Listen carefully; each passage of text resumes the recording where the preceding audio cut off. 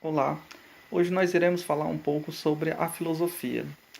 Com certeza, vocês já ouviram falar muito no cotidiano, fora das universidades, fora da escola, no dia a dia, na sua casa, sobre o termo filosofia. Eu já ouvi nos meios de comunicação, por exemplo, determinado técnico de futebol utilizou a filosofia X para vencer o seu jogo. Ou então, nossos avós têm uma filosofia peculiar. Ou então, às vezes, numa roda de amigos, no ônibus, né, sentado, conversando com os amigos, a gente começa e fica perplexo quando um dos nossos amigos diz uma frase interessante e a gente diz assim: olha, poxa, você filosofou, né? Você falou uma frase espetacular que serviu para justamente o momento que estávamos vivendo, né? Então a filosofia necessariamente está atrelada a um saber, né? E que saber é esse provindo da filosofia, né? É um saber que direciona, é um saber que é profundo sobre um determinado conteúdo. É um saber que tem um método, é um saber que tem uma aprofundação meticulosa sobre um determinado conteúdo.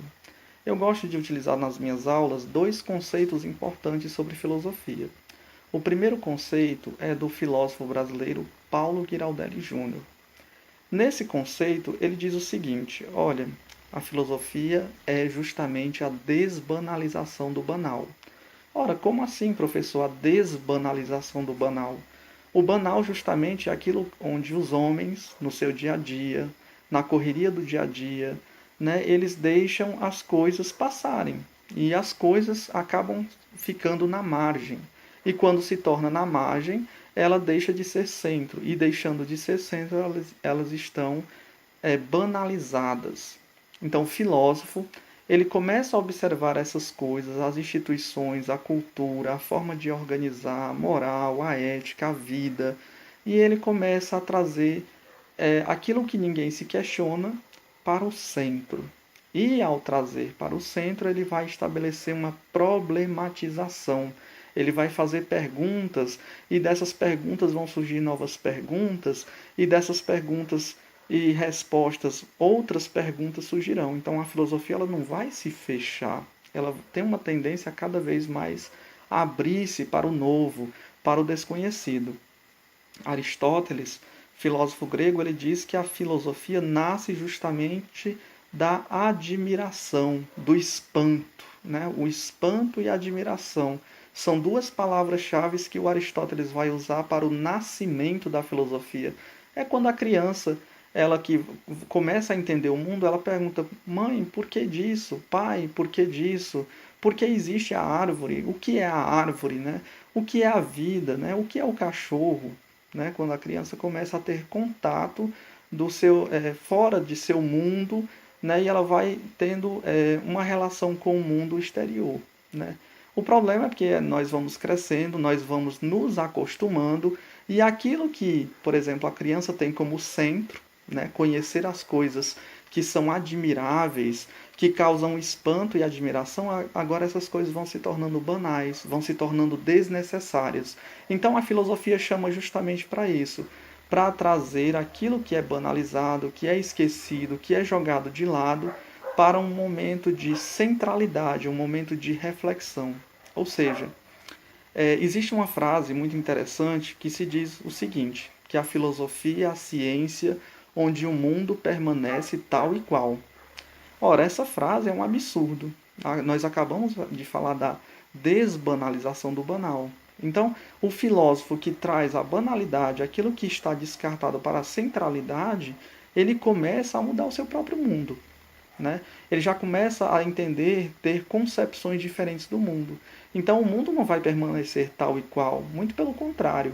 O mundo vai ser modificado sobre uma nova perspectiva, um novo olhar. O homem vai se debruçar sobre um determinado tema e ele vai esmiuçar esse tema, ele vai levantar novos questionamentos. Outro tema interessante que eu trago para os alunos do ensino médio de filosofia é justamente o de Félix Guattari e do Deleuze, no livro chamado Que é Filosofia. Ora, Félix Guattari e Deleuze dizem que a filosofia é uma fábrica de conceitos.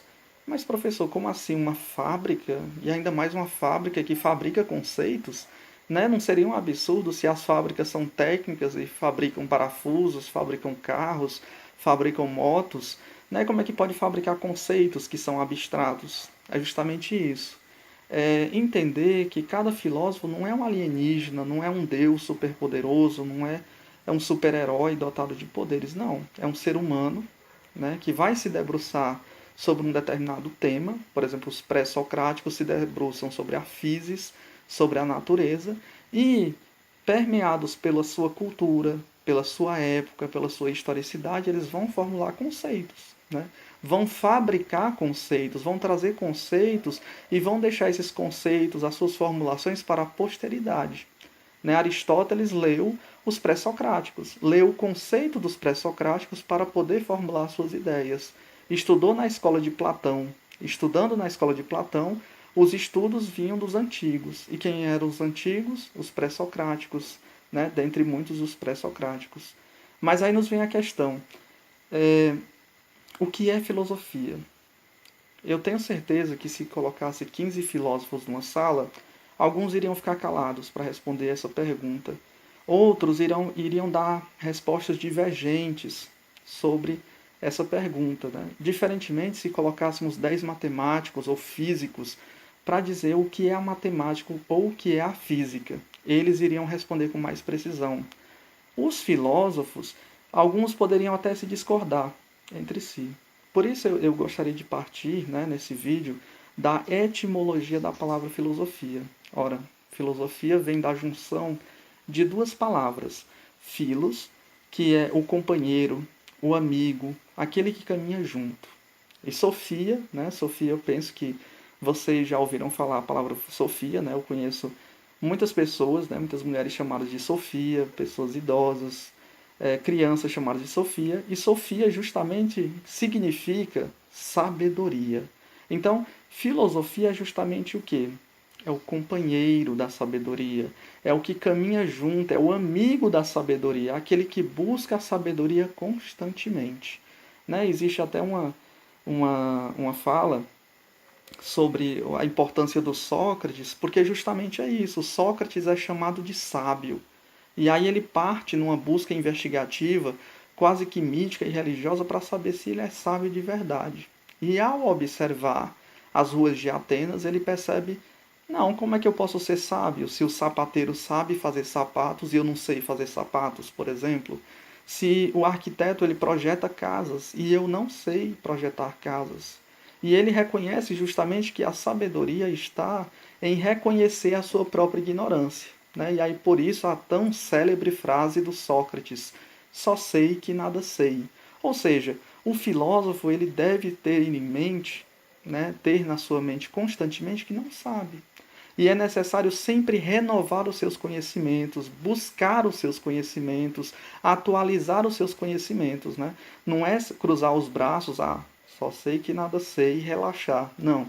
É constantemente buscar a verdade, é tornar-se amigo da sabedoria. Né? Os estudantes, eles tornam-se amigos do saber. Né? E aí a filosofia ela vai tendo o seu método, o seu escopo. Né? Qual a finalidade da filosofia? É a contemplação da verdade. Né? É a contemplação do conhecimento. Né? E qual é o método? É um método racional, né? A racionalização. Pode-se usar instrumentos do filósofo, né? Instrumentos, sim, mas o instrumento essencial que o filósofo deve ter é a razão. Né? É a partir da razão que ele vai levantar reflexões, problemas sobre determinado conteúdo. E assim vai dar contribuições para os demais filósofos que vierem na posteridade. Mas professor, quer dizer que a filosofia é uma constante que não muda? Não, muito pelo contrário. O que um filósofo pode levantar como uma determinada verdade ou algo que ele achou de interessante, outro filósofo da posteridade não necessariamente vai precisar concordar com ele. E aí nós temos o exemplo, né, do Platão. Platão ele vê o mundo sensível, o mundo dos sentidos, mas ele vai valorizar, vai priorizar o mundo das ideias, o hiperurânio, né?